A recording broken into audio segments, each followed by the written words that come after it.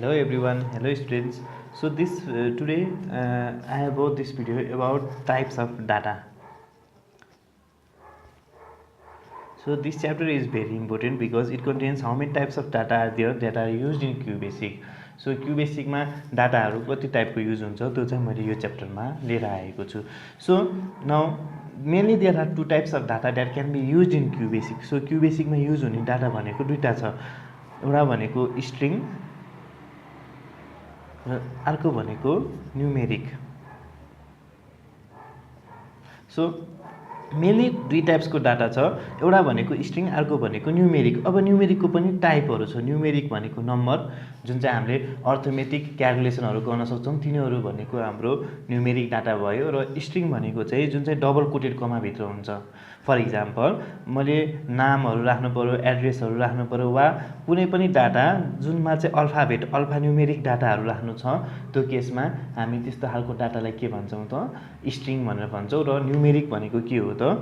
Numeric भनेको चाहिँ जुनलाई चाहिँ हामीले अर्थमेटिक क्याल्कुलेसनहरु गर्न सक्छौं. So those data where we can perform different types of arithmetic calculation are numeric data, and those data which contains alphanumeric character and they are enclosed inside the double quoted comma. So those type of data is known as string data.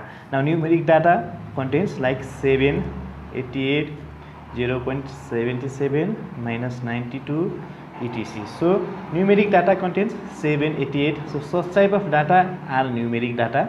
And string data, they are enclosed inside the double quoted comma. So they are the string data. Now let's go to the types of constant. So in the last video I have shown you what do you mean by constant. Constant भनेको के हो त? जसको value कहिले पनि change हुँदैन. So mainly there are two types of constant. They are string and numeric. So any data which are enclosed inside the double quoted comma are string data. अब string data, string constant भनेको जुन चाहिँ double quoted comma भित्र भएको data जुन चाहिँ change हुँदैन है. constant भनेको चाहिँ त्यही भएर चेन्ज हुँदैन. अब जस्तै मैले राखे Ram, okay, Sita 35. So they are the string constant and numeric constant like 35. अब हेर यसमा र यसमा के डिफरेन्स छ त? यो भनेको हाम्रो न्यूमेरिक डाटा जुन चाहिँ अर्थमेटिक क्याल्कुलेसनहरु गर्न सक्छ, र यो 35 भनेको चाहिँ स्ट्रिङ डाटा जुन चाहिँ डबल कोटेड कमा भित्र इन्क्लोज गरिएको छ. यो हेर त डबल कोटेड कमा. सो यो भित्र इन्क्लोज गरिएको छ. यो स्ट्रिङ भयो, यो न्यूमेरिक डाटा भयो है. 0.77 minus 88, okay, minus 100,000.6662. So they are the numeric data. Right. अब एउटा सानो लेखौं CLS भनेको स्टेटमेन्ट हो जसको काम के रहेछ त? हामीले हिजोको लास्ट भिडियो हेरेको थियौं. CLS को काम आउटपुट स्क्रिनमा केही कन्टेन्टहरु छ, पहिलाको केही कन्टेन्ट आउटपुटहरु छ भनेदेखि त्यसलाई क्लियर गर्नको लागि CLS स्टेटमेन्ट हामी युज गर्छौं. अब हामीसँग छ अर्को, suppose print 7 + 7, print 7 + 7, print 7 + 7 int. अब QBASIC ले कसरी काम गर्छ त? हाम्रो सपोज यो QBASIC को एउटा प्रोग्राम भयो. QBASIC ले कसरी काम गर्छ त? लाइन वाइज लाइन काम गर्छ हो. Line number 1 2 3 4 5. यसको ड्राई रन गरौँ है त. ड्राई रन भनेको चाहिँ प्रोग्रामले कसरी लजिकली काम गर्छ, त्यो लजिकली काम गरेर हामी देखाउँछौं भनेदेखि that is the dry run. Okay, हामीले write the output of the following program भनेर सोध्छ. त्यस्तो खालको क्वेशनहरुमा हामीले ड्राई रन गर्नुपर्ने हुन्छ. ड्राई रन भनेको चाहिँ लजिकली प्रोग्रामले कसरी काम गर्छ त्यो इलिस्ट्रेट गर्नलाई नै के भनिन्छ त? ड्राई रन भनेर भनिन्छ. अब हेर CLS को काम ब्ल्याक स्क्रिनलाई क्लियर गर्ने, प्रिन्ट 7 + 7. अब हाम्रो आउटपुट स्क्रिनमा के आउँछ त? 7 + 7 14. अब हाम्रो यहाँ प्रिन्ट 7. हेर यो 7 र यो 7 मा फरक छ, बुझ्यौ नि? यो 7 भनेको हाम्रो स्ट्रिङ डाटा भयो. किन स्ट्रिङ भयो त? किनभने यो डबल कोटेड कमा भित्र छ. र यो 7 भनेको हाम्रो के भयो त? This is a numeric data. So numeric data र स्ट्रिङ डाटालाई हामीले कहिले पनि एड गर्न मिल्दैन. तर यसमा चाहिँ के आउँछ त? इरर भनेर आउँछ। किन इरर भनेर आउँछ त यसको र यसको डाटा टाइप मिलेन। सो डाटा टाइप भनेको के रहेछ त data type defines what kind of data we are using in our program. हाम्रो प्रोग्राममा कस्तो खालको डाटा हामीले युज गर्दैछौँ भनेर देखाउने काम कसको हो त डाटा टाइपको हो। अब यो 7 भनेको हाम्रो स्ट्रिङ, यो 7 भनेको हाम्रो न्युमेरिक, त्यही भएर यसमा इरर आउँछ। अब हेर यो लाइन नम्बर 4 मा के छ त हाम्रो यो 7 पनि डबल कोटेड कमा भित्र छ, यो 7 पनि के भयो त डबल कोटेड कमा छ। त्यही भएर यो र यो दुईटा अब जोडिदिएर 7 + 7 14 हुँदैन। के हुन्छ त यसको आउटपुट कति आउँछ त यो लाइनको 7 + 7 हाम्रो 7 7 दुईटा स्ट्रिङ कन्क्याटिनेट हुन्छ। कन्क्याटिनेट भनेको चाहिँ दुईटा स्ट्रिङ जोडिनु। अब दुईटा स्ट्रिङ जोडियो। So this are the types of constant. Now types of variable. So variable means last भिडियोमा मैले भनेको थिएँ variable means those name which are use to store the data and its value is changing time to time, isn't it? So in the types of variable also we have two types. Okay, so first one is string variable and the second one is numeric variable. So भेरिएबलको naming गर्ने मैले last भिडियोमा भनेको थिएँ। तिमीहरूले केही बुझेको छैन भनेदेखि लास्ट भिडियोमा हेर्न सक्छौ, जुन चाहिँ त्यसको लिङ्क चाहिँ मैले डिस्क्रिप्सनमा राखेको छु। सो स्ट्रिङ भेरिएबलको नामको पछाडिपट्टि के हुन्छ त सपोज यो ए भन्ने भेरिएबल हो, यसले चाहिँ स्ट्रिङ डाटा बोक्दै जस्तै नाम, एड्रेस अनि अरू केही चिजहरू जसमा चाहिँ हामीले अल्फान्युमेरिक डाटाहरू राख्न पनि हुन्छ। त्यस्तो केसमा स्ट्रिङ डाटा बोक्दैछ भनेदेखि भेरिएबलको नामको पछाडिपट्टि कुन सिम्बल राख्न पर्ने हुन्छ त हामीले डलर सिम्बल राख्न पर्ने हुन्छ। सपोज $, भनेको भेरिएबल हो। अब न्युमेरिकको चाहिँ नामको पछाडिपट्टि $साइन हुँदैन, तर न्युमेरिकको सब टाइपहरू छ। न्युमेरिकको सब टाइपहरू हाम्रो के छ त भन्दाखेरि first one is integer, second one is float, third one is single precision or simple, single and double. So they are the types of the numeric variable. So string integer string को नामको पछाडिपट्टि यो चाहिँ कस्तो बेला use हुँदो रहेछ त हाम्रो जुन बेला जब हामीले अल्फाबेटहरू राख्न पर्ने हुन्छ, जस्तै अल्फान्युमेरिक डाटाहरू राख्न पर्ने हुन्छ, त्यो केसमा हाम्रो के हुन्छ त at that case we use a dollar symbol. र त्यो भेरिएबलको नामको पछाडिपट्टि के यो ए भनेको चाहिँ भेरिएबलको नाम हो, यो डलर भनेको चाहिँ के हो त data type declaration symbol. Type declaration symbol.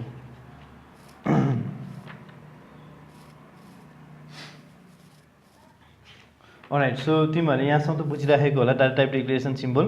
अब इन्टिजरको भेरिएबलको नामको पछाडिपट्टि कुन सिम्बल हुन्छ त इन्टिजर भनेको त्यस्तो डाटा जुनमा चाहिँ होल नम्बर हुन्छ, जुनमा चाहिँ डेसिमल पोइन्ट हुँदैन। जस्तै इन्टिजर भनेको जस्तै 777 -88 जुनमा चाहिँ डेसिमल पोइन्टमा नम्बर हुँदैन भनेदेखि हेर है, यो एकदम इम्पोर्टेन्ट छ। इन्टिजर भनेको तिमीलाई थाहा छ होला, पहिलेदेखि म्याथमेटिक्समा पढ्दै आएको होला।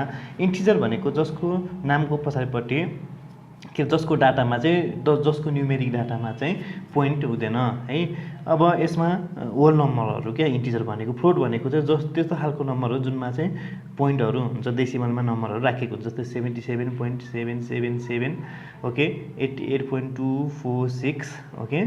सो सिङ्गल भनेको चाहिँ जब अब हामीले अलिक धेरै नम्बरहरू लिनु पर्ने हुन्छ, प्रिसिजन टाइपको अप टु 7 डिजिट्स, जस्तै 7.77 यसरी नै मैले धेरै नम्बरहरू लिन पनि छ भनेदेखि त्यस्तो केसमा हामी सिङ्गल डाटा टाइप युज गर्छौँ। र डबल डाटा टाइप भनेको चाहिँ जब हामीले त्योभन्दा पनि धेरै अप टु 15 डिजिट्ससम्म हामीले जब नम्बरहरू लिनु छ भनेदेखि त्यस्तो केसमा हामी डबल लिन्छौँ। बुझिराखेको छ होला भाइ बहिनीहरू। सो इन्टिजर भनेको र यो चाहिँ एकदम इम्पोर्टेन्ट छ है, इन्टिजर र फ्लोट। इन्टिजर भनेको चाहिँ जुनमा चाहिँ डेसिमल हुँदैन त्यसलाई इन्टिजर भनिन्छ, र फ्लोट भनेको जुनमा चाहिँ डेसिमलमा हुन्छ, जस्तै -7.2829 -0.002। So they all are floating values. Alright students, now for example of string variable are like $, $n, okay, $x. So it's at the dollar symbol, data type declaration symbol after the name of the variable. यो r and x भनेको चाहिँ भेरिएबलको नाम, यो dollar भनेको चाहिँ हाम्रो data type declaration. कुन data type त string data type declaration symbol. भाइ बहिनीहरूले बुझिराखेको छ होला। अब इन्टिजरको लागि हामी भेरिएबलको नामको पछाडिपट्टि कुन सिम्बल राख्छौँ त hash, okay, not hash, percentage symbol राख्छौँ। हामी कुन सिम्बल राख्छौँ त पर्सेन्टेज सिम्बल राख्छौँ। अनि हामी फ्लोटको लागि चाहिँ हामी नर्मली अब जस्तै पनि ए मात्र लेखेको छु भनेदेखि यसले फ्लोटिङ टाइप अफ डाटा पनि राख्न सक्छ। र अब हामीले लङ इन्टिजरको लागि हामी के राख्न सक्छौँ त एम्परस्यान्ड। लङ इन्टिजर भनेको जब हामीले धेरै नम्बरहरू, इन्टिजर त भयो, यो इन्टिजरमा जब अझै धेरै नम्बरहरू लिन पर्ने हुन्छ, अझै धेरै नम्बरहरू जस्तै लिन पर्ने हुन्छ, त्यस्तो केसमा हामी लङ इन्टिजर लिन्छौँ। लङ इन्टिजरको नामको पछाडिपट्टि चाहिँ हामी के सिम्बल युज गर्छौँ, लङ इन्टिजरको नामको सिम्बल पछाडिपट्टि हामी एम्परस्यान्ड सिम्बल युज गर्छौँ। यहाँसम्म बुझिराखेको छ होला। सिङ्गलको पछाडिपट्टि हामी ओके पछाडिपट्टि हामी कुन data type declaration symbol use गर्छौँ, एक्सप्लेनेटरी साइन युज गर्छौँ। र डबल प्रिसिजनको पछाडिपट्टि हामी के युज गर्छौँ त ह्यास सिम्बल युज गर्छौँ। So they are the data type declaration symbol है। भेरिएबलको नामको पछाडिपट्टि जे राखिन्छ त्यसले कस्तो टाइपको डाटा यो भेरिएबलले बोकिरहेको छ भनेर भन्ने हुन्छ क्या। जस्तै डाटा टाइप पनि के हुन्छ, डाटा टाइप भनेको चाहिँ कस्तो टाइपको डाटा बोकिराखेको छ भन्न खोजेको क्या। म एउटा कमन इक्जाम्पल दिन चाहन्छु। जस्तै प्लास्टिकको बोतलले के गर्छ त पानी मात्र बोक्न सक्छ। अब हामीले एसिड हाल्न पऱ्यो भनेदेखि त्यसमा अर्कै छुट्टै खालको हामीलाई बोतल चाहिन्छ नि, ओके होइन। त्यही भएर त्यस्तो केसमा जब हामीलाई छुट्टै खालको डाटाहरू बोक्नु पर्ने हुन्छ, त्यस्तो केसमा हामीले भेरिएबल छुट्टै खालको लिनुपर्ने हुन्छ, भेरिएबलको टाइप। अब मलाई स्ट्रिङ टाइपको डबल कोटेड कमाभित्र भएको डाटा बोक्नु पर्ने छ, त्यो केसमा म के गर्छु त at case we use a dollar symbol after the name of the variable. अब जब मैले इन्टिजर टाइपको डाटा बोक्ने भेरिएबल चाहियो भनेदेखि म के सिम्बल युज गर्छु त पर्सेन्टेज सिम्बल युज गर्छु। जब लङ इन्टिजर, जब धेरै इन्टिजर टाइपको नम्बरहरू लिनु छ भनेदेखि ampersand, single, explanatory sign, double लिनु छ भने ह्यास सिम्बल हामी युज गर्न सक्छौँ। यो नै हाम्रो डाटा टाइप डिक्लेरेसन सिम्बल हो। र अब यहाँसम्म त बुझ्यो होला तिमीहरूले। हामी पछिको प्रोग्रामहरूमा पनि डाटा टाइप डिक्लेरेसन सिम्बलको अब यही कुराहरू पछि युज हुन्छ। राइट, अब हामीसँग अर्को एउटा सानो एउटा च्याप्टर छ, त्यो भनेको चाहिँ डिक्लेरेसन अफ भेरिएबल।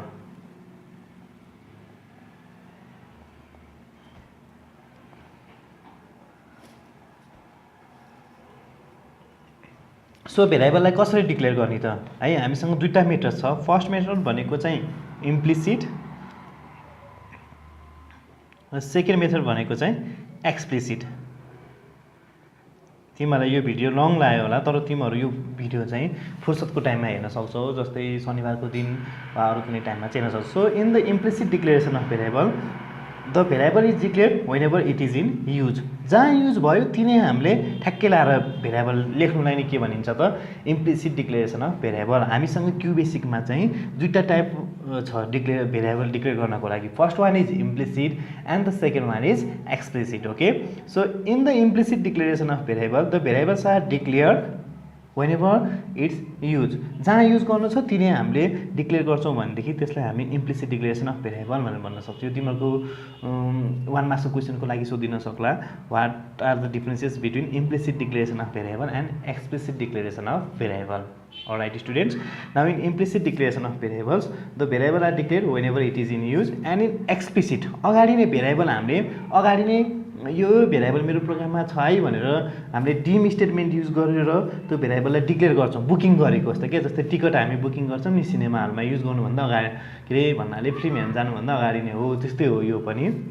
अब in implicit declaration of variable एउटा सानो इक्जाम्पलबाट लेखौँ है। CLS let A equals to 10, B equals to 20, या C equals to A plus B। र यो भेरिएबल जहाँ युज भएको छ मैले त्यहीँ ठ्याक्कै लाएर भनेको छु नि, डाकेको छु नि, त्यही भएर यस्तोलाई चाहिँ के भनिन्छ त इम्प्लिसिट डिक्लेरेसन अफ भेरिएबल।